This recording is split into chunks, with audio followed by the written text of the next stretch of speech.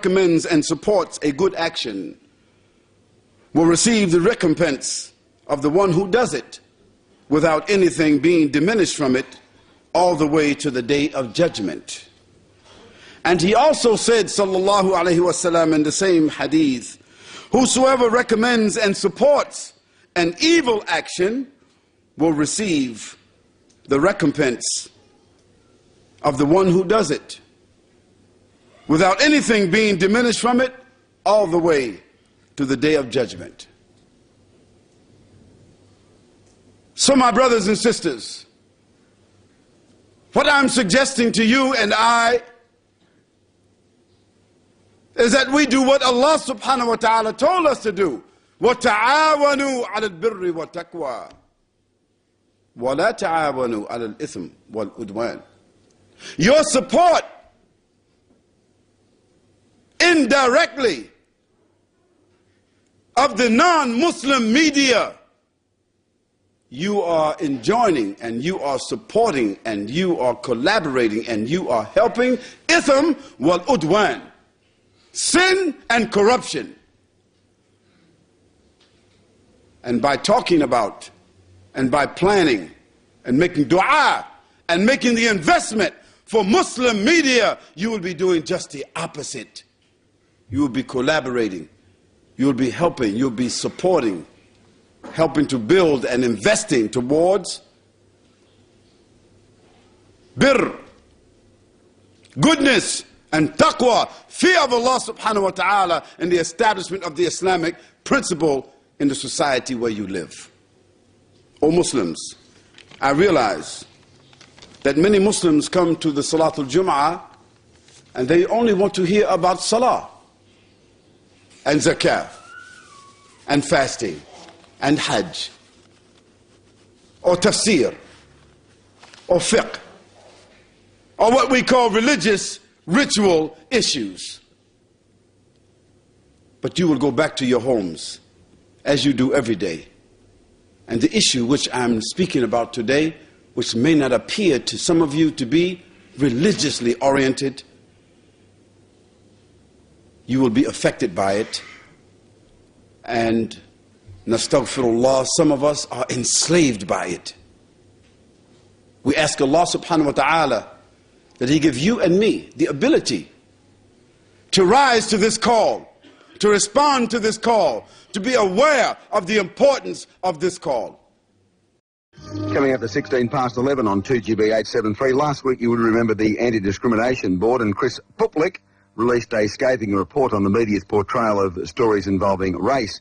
The report said the media had been inflaming anti-Muslim sentiment. Well, on the show, everyone has a say, regardless of race or religion.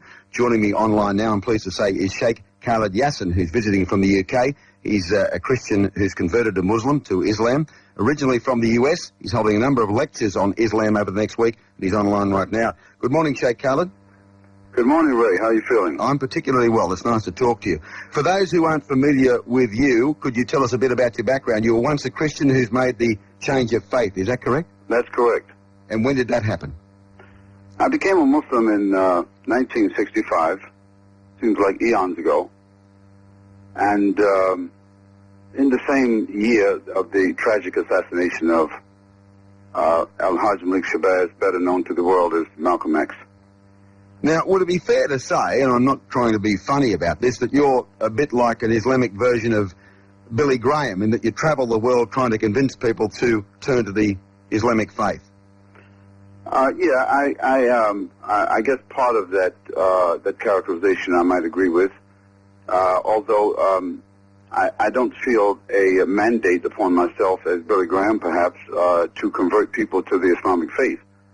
However, I do have a mandate to expose people throughout the world, according to my ability, to the correct value system of Islam, and to invite them to consider that and to apply that to their lives.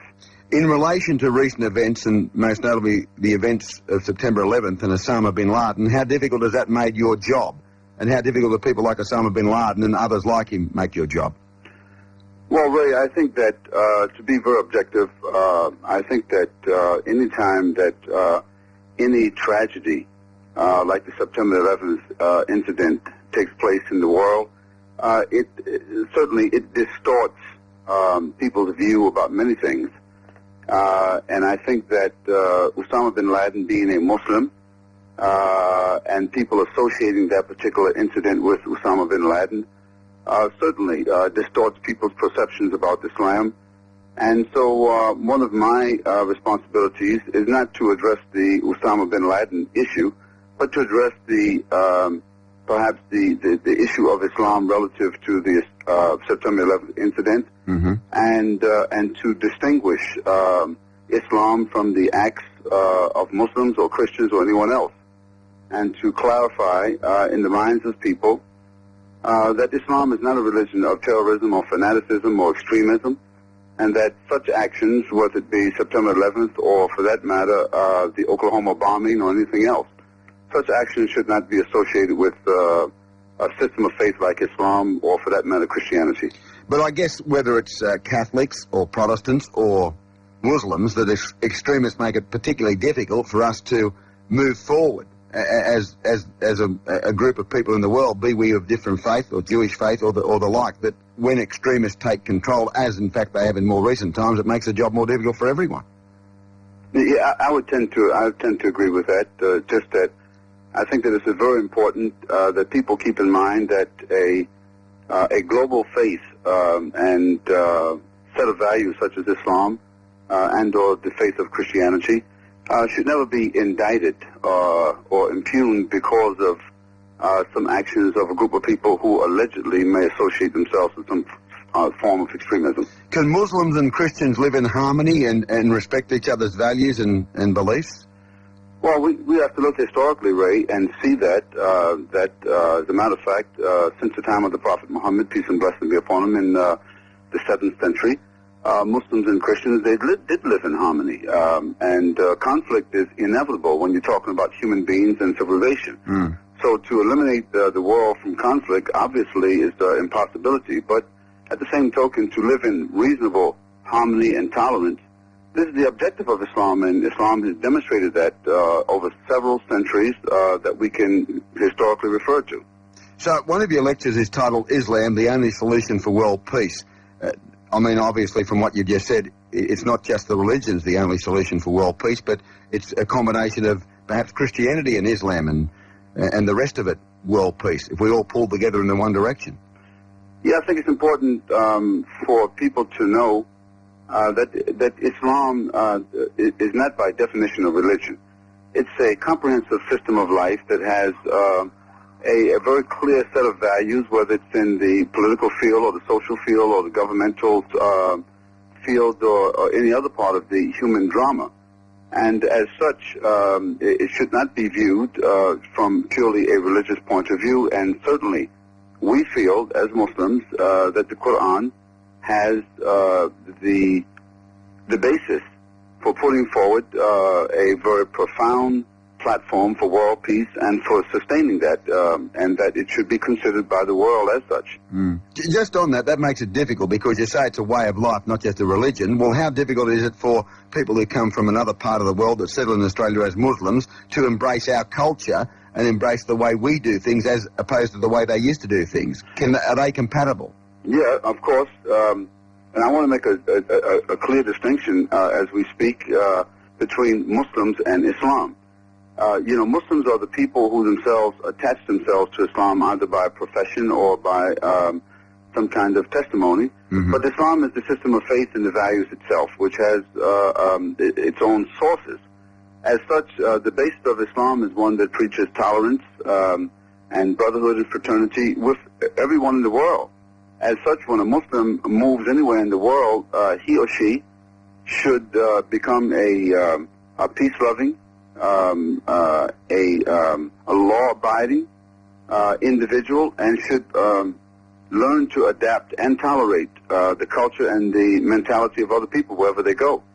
If Saddam Hussein doesn't encapsulate all those things, what should the world do about Iraq? And there's talk in the last few hours of the Americans and the British going in there.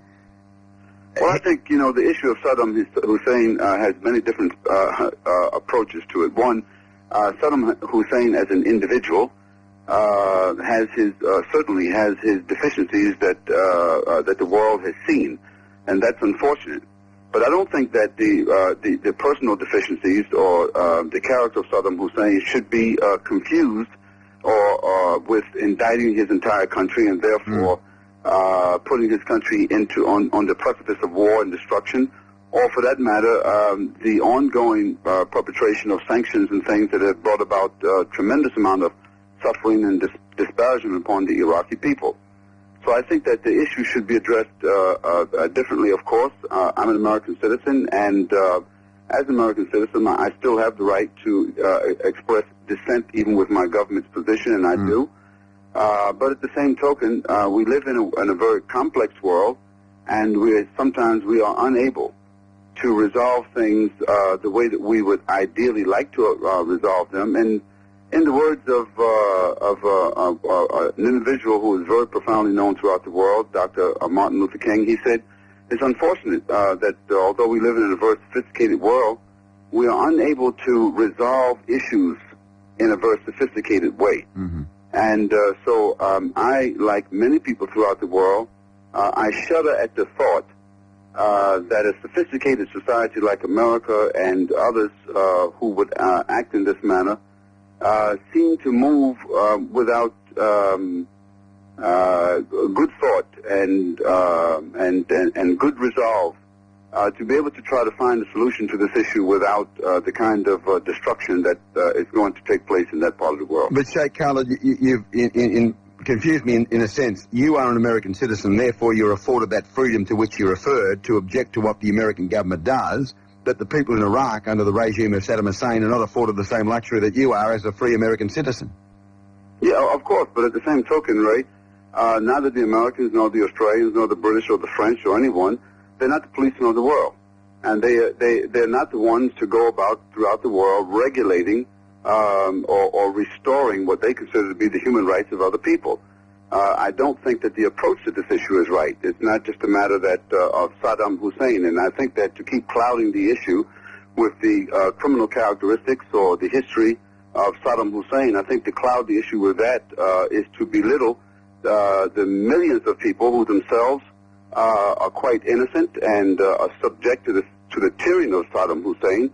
And so who is America, Great Britain, France, or anybody else to go throughout the world to be the policemen of the world, to restore human dignity and human honor and so forth and so on through the destruction of another country? But if they don't do it, Sheikh, who does it? Who frees the people of Iraq from this despotic regime? Well, let's see if we can reverse that, Ray. Who frees the people of the so-called Western world?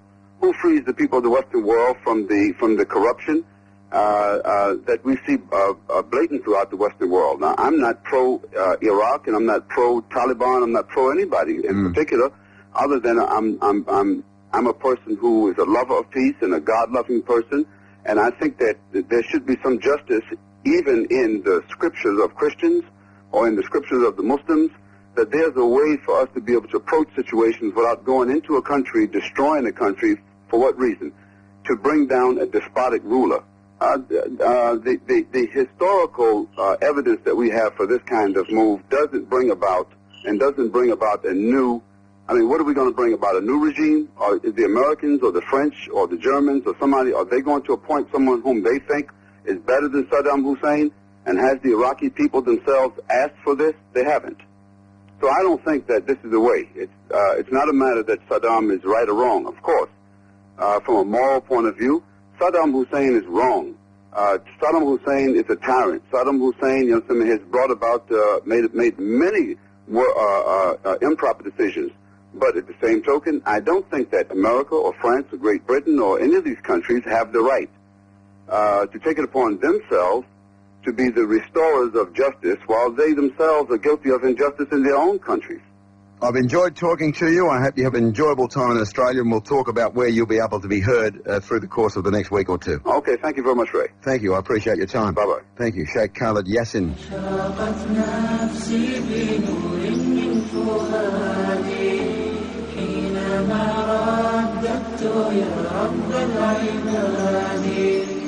وانتشت روحي وصار الدمع Did you know that suicide is among the 3 leading causes of death in the Western developed world? I said the Western developed world, where the semblance and the trappings of success are the most preeminent.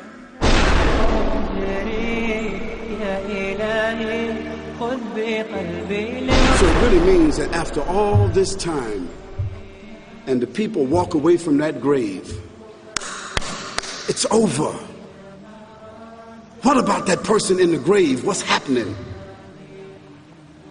Because you know and I know that death is almost like sleeping.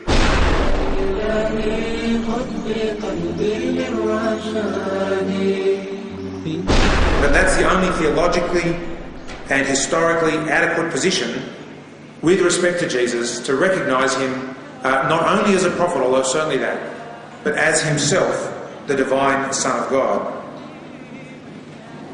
And I'll argue that a failure within Islam to recognize Jesus as the divine Son of God has significant consequences for Muslim faith and practice.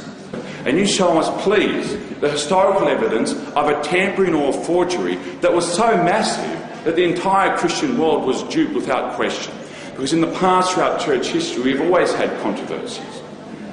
We've had people who have denied certain parts of the scriptures, and they are historically recorded. Marcion in the 2nd century denied the Old Testament as a Christian and certain parts of the New Testament. There was a controversy, people opposed him, writings were written, argument, debate back and forth. Yet we find no such historical evidence or manuscript evidence of forgeries. From the church fathers, from the councils that were held in Nicaea, whether in the 4th century or the 5th century, or is it taken from the mouth of Jesus Christ himself? And this is what we want to discuss. We believe that Mary is the mother of Jesus Christ, an immaculate woman, a pure woman, but not a woman who herself was God, nor venerated to be worshipped, nor giving birth to a God, man, God, 3 gods, or someone to be worshipped, but that she gave birth as God ordered her to do so. And that Jesus' birth was like the birth of Adam, only it was less complicated. Adam had no father, no mother. At least Jesus had a mother.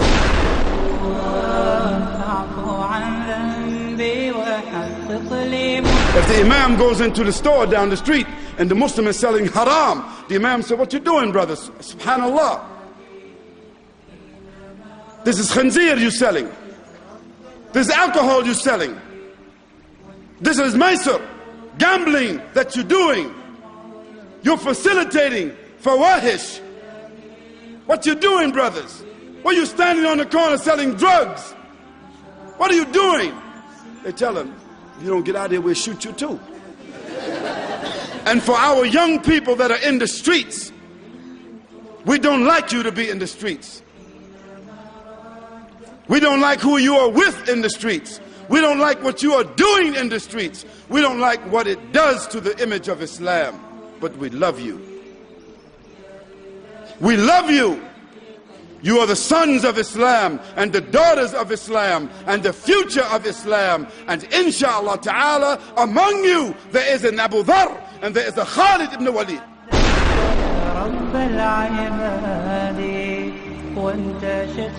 The miracle of the Qur'an is that there is no question a human being can ask about life,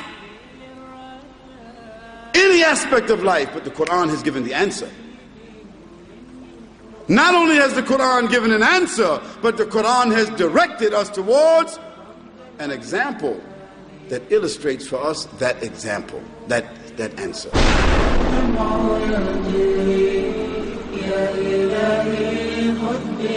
Ryan, at this point now, my advice for you is that what you should continue to do is you should move on from that 13, 15-year-old experience to the experience where you are right now, and understand that there's a whole nother stage. There's no ceiling on this issue. Esau didn't bring no ceiling. He brought a ticket. And the Holy Spirit that you're talking about, that was Gabriel. So we're not followers of Gabriel. We're followers of that next prophet that also Jibreel came to and brought that scripture. You should read the Qur'an. You should read the life of the prophet, peace and blessing be upon him, and not be afraid of it. Okay, and by doing so, you may find out that the natural progression of where you are right now is Islam. That's just my advice to you.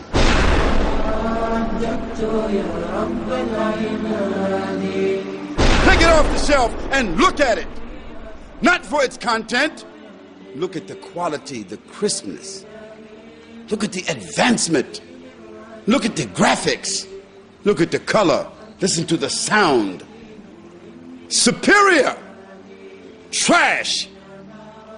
And for the Muslims, go to the bookstores and see what's available there. Inferior treasure. So the kuffar, they are making the investment to make trash superior. But the Muslims, they're not making any investment to make the treasure better than the trash.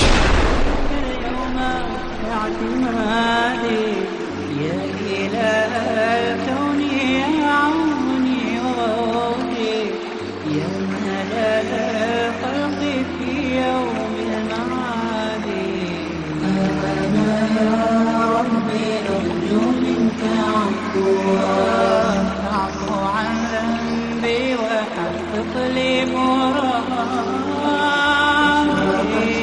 نفسي بنور من فؤادي حينما رددت يا رب العباد وانتشت روحي وصار الدمع يهدي يا إلهي خذ قلبي للرشاد أشرقت نفسي بنور فؤادي حينما رددت يا رب العباد حينما رددت يا رب العباد وانتشت روحي